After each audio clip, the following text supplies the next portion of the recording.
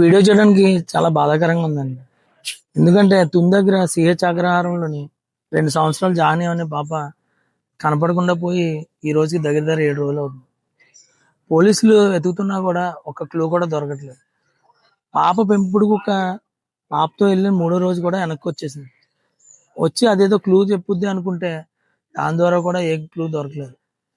అసలు నోరు లేని కుక్క చూసిన నిజమే భయంకరమైన నిజాలు ఎలా ఉంటాయో తెలుసుకుంటా కూడా భయం వేస్తుంది. అసలు పాప ఇన్ని రోజులు మంచినీళ్ళు తాగకుండా, అన్నం తినకుండా, తల్లిదండ్రులు చూడకుండా ఎటువంటి పరిస్థితిలో ఉందో అనేది ఊహించుకోవడానికి కూడా చాలా బాధాకరంగా ఉంది. పాప తల్లి రోదన మాత్రం మామూలుగా లేదు.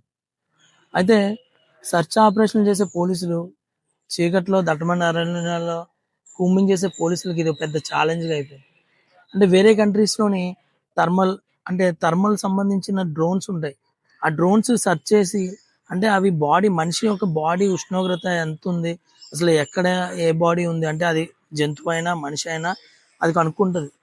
అలాంటి టెక్నాలజీ మన వాళ్ళు వాడుతున్నా గూడా పాప ఆచూకీ ఇప్పటికీ తెలియడం లేదు.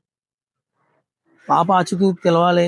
పాప మళ్ళీ క్షేమంగా ఇంటికి రావాలని మన బడ్డీకోట్ టాక్స్ తరపు నుంచి మనందరం మన ఇష్టదేవుల్ని కోరుకుందాం.